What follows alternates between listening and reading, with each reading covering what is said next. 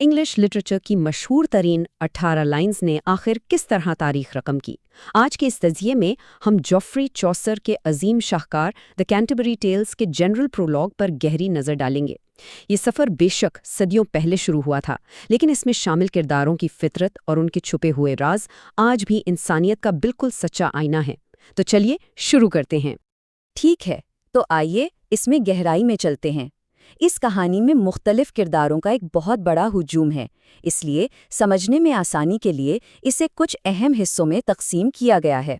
हम शुरुआत करेंगे कैंटरबरी टेल्स के तारुफ से, फिर हम सोसाइटी के आला और बहादुर किरदारों को समझेंगे।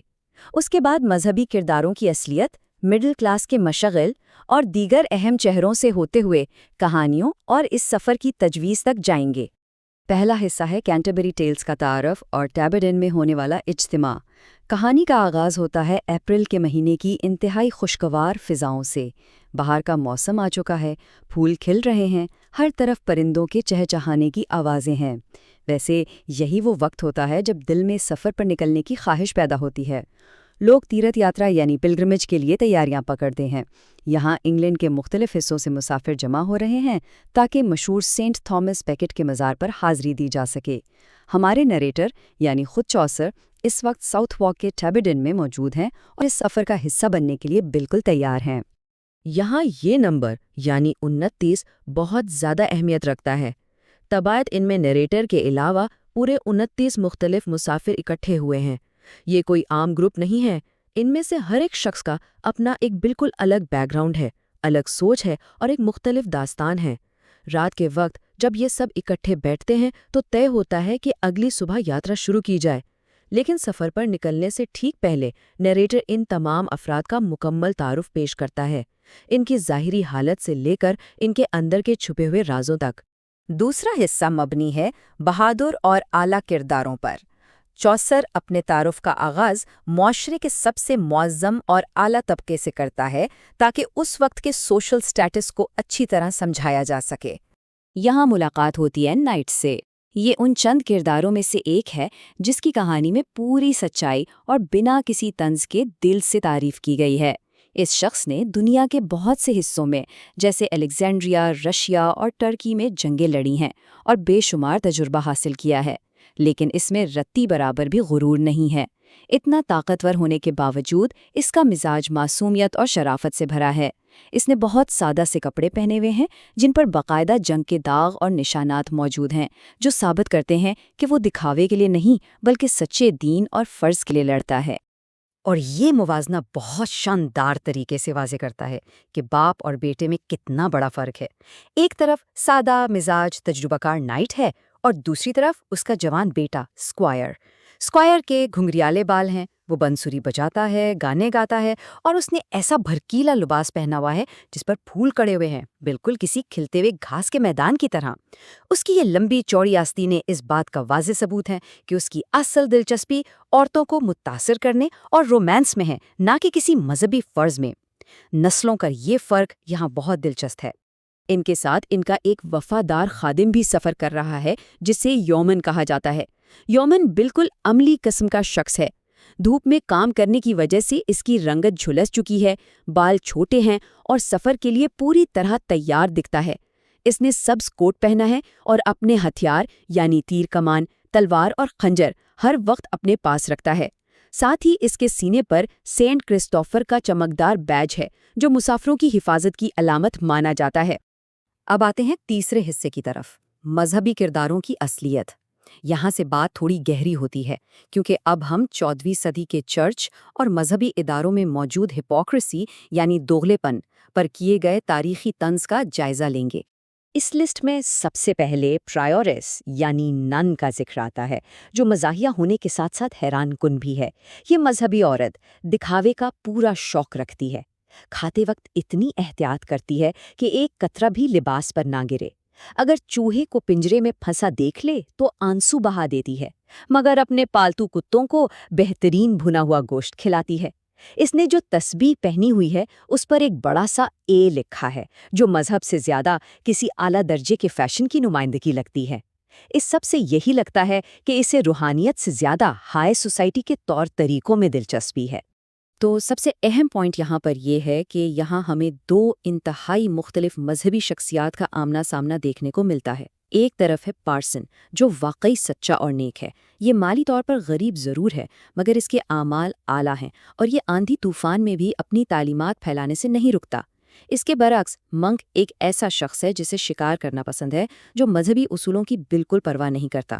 وہ مہنگے فر اور سونے کا پن پہنتا ہے اور غریبوں کے ساتھ اٹھنا بیٹھنا حقیر سمجھتا ہے۔ یہ سچ میں اس وقت کے کرپٹ مذہبی سسٹم کی ایک ننگی تصویر ہے۔ چوتھے حصے میں ہم تجارت، علم اور مڈل کلاس کے عروج کی بات کریں گے۔ مذہبی طبقے کے بعد سفر میں عام شہری اور سوسائٹی کی اوپر آتی ہوئی مڈل کلاس کے نمائندے آتے ہیں۔ ان کے پیشے اور عجیب مشاغل انہیں کہانی کا بڑا دلچسپ حصہ بناتے ہیں۔ ابھرتی ہوئی اس مڈل کلاس میں ترجیحات کا فرق بہت نمایاں ہے۔ مرچنٹ کو ہی لے لیجئے، ظاہری شکل سے بہت رعبدار لگتا ہے، 2 شاخہ داڑھی ہے، مگر حقیقت یہ ہے کہ وہ قرض میں بری طرح ڈوبا ہوا ہے اور اپنے فیشن کے پیچھے اس راز کو چھپاتا ہے۔ پھر کلرک ہے، آکسفورڈ کا ایک طالب علم، دنیا داری سے انجان، بالکل پتلا اور فتح حال، کیونکہ اس کے پاس جو بھی پیسہ آتا ہے وہ صرف کتابوں پر خرچ کر دیتا ہے۔ جبکہ فرینکلن نام کا زمیندار ان دونوں سے بالکل مختلف ہے۔ اس کی زندگی کا واحد مقصد روزانہ پارٹی کرنا، عیش و عشرت اور موسم کے حساب سے لذیذ کھانوں کا مزہ لینا ہے۔ ان مسافروں کے ساتھ 5 گلڈزمین کا ایک گروپ بھی ہے۔ یہ معاشرے میں اپنا نیا سٹیٹس شو کرنے کے لیے اعلیٰ لباس اور چاندی کے چاقو پہنے ہوئے ہیں۔ ان کی دولت کا اندازہ اس بات سے بھی لگایا جا سکتا ہے کہ انہوں نے اپنے سفر کے لیے اپنا ذاتی باورچی رکھا ہوا ہے، جس کا نام راجر ہے۔ راجر کھانا تو لاجواب بناتا ہے، مگر یہاں ایک گھنونی سی تفصیل آتی ہے۔ اس کی پنڈلی پر ایک بہت خراب رستہ و زخم یعنی السر ہے۔ یہ چھوٹی سی مزاقیہ تفصیل ان افراد کی چمک دمک کو اچانک فیکا کر دیتی ہے۔ اس کے بعد آتا ہے فزیشین یعنی طبیب۔ یہ شخص دوائیوں کے علم کو اسٹرونومی اور انسانی جسم کے 4 ہیومرز کے نظریے کے ساتھ ملا کر علاج کرتا ہے، پر اس کی سچی محبت اگر کسی چیز سے ہے تو وہ صرف اور صرف سونا ہے۔ یہ بائبل وغیرہ زیادہ نہیں پڑھتا، جس کا مطلب صاف ہے کہ اس کی زندگی میں روحانیت کی کوئی خاص جگہ نہیں، بس جسمانی صحت اور دولت ہی سب کچھ ہے۔ اب ملتے ہیں کہانی کے سب سے زندہ اور تھوڑے حسیل کردار سے، وائف آف باتھ۔ یہ آزاد خیال اور امیر عورت ہے جو سرخ جرابیں پہنتی ہے، اور سرخ رنگ یہاں لس اور جذبات کی علامت ہے۔ حیرت کی بات یہ ہے کہ اس کی 5 شادیاں ہو چکی ہیں اور یہ پوری دنیا، یہاں تک کہ 3 بار جروزلم کا سفر کر چکی ہے۔ محبت اور رشتوں کے معاملات میں یہ اپنا الگ ہی فلسفہ رکھتی ہے۔ اپنے دور کی عام خواتین کے بالکل برعکس یہ اپنے گھوڑے پر بڑے آرام اور کانفیڈنس کے ساتھ سفر کرتی ہے۔ چلیے آگے بڑھتے ہیں اور دیکھتے ہیں کہ یہ سب کیسے جڑتا ہے۔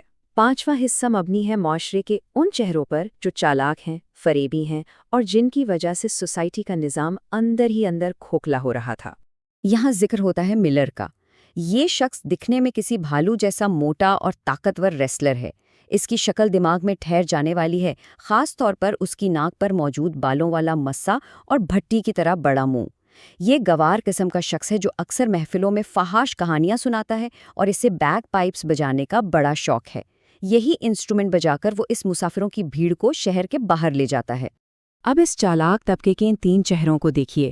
میونسپل ان پڑھ ہونے کے باوجود ان بڑے بڑے قانوندانوں اور وکیلوں کا آسانی سے بیوقوف بنا دیتا ہے جن کے لیے وہ کام کرتا ہے۔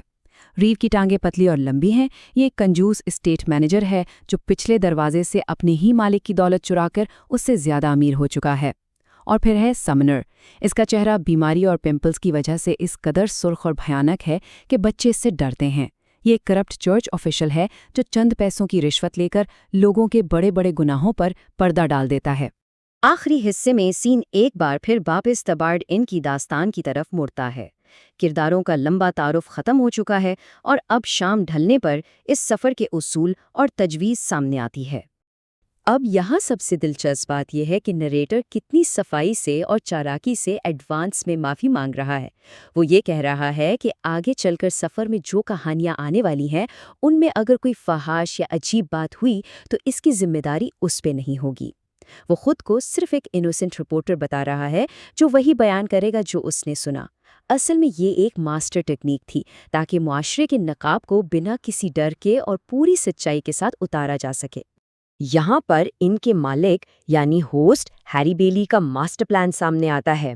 یہ 29 بالکل ہی الگ قسم کے لوگوں کو ایک ساتھ باندھے رکھنے کے لیے وہ ایک شاندار مقابلہ تجویز کرتا ہے۔ اصول سمپل ہیں۔ سفر کے دوران ہر مسافر جاتے ہوئے 2 اور واپسی پر 2 کہانیاں سنائے گا۔ جس کی کہانی سب سے بہترین ہوگی، واپس آنے پر باقی سب مل کر اس جیتنے والے کو ایک لذیذ اور شاندار دعوت دیں گے۔ اس ایک چھوٹی سی گیم نے اس پورے گروپ کو آپس میں جوڑ دیا۔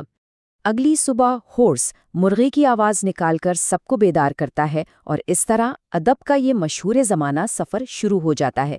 لیکن یہاں جو اصل سوال چھوڑا گیا ہے وہ انتہائی گہرا ہے۔ جب اعلیٰ اخلاق والا نائٹ، دولت کا بھوکا منک اور فحاش باتیں کرنے والا ملر ایک ہی شاندار انعام کے لیے میدان میں اتریں گے تو ان کی کہانیاں انسانی فطرت کے کن انکہے رازوں سے پردہ اٹھائیں گی۔ یہی بے چینی اس عظیم شاہکار کو امر بناتی ہے۔ اس تفصیلی تجزیے کا حصہ بننے کے لیے بہت شکریہ۔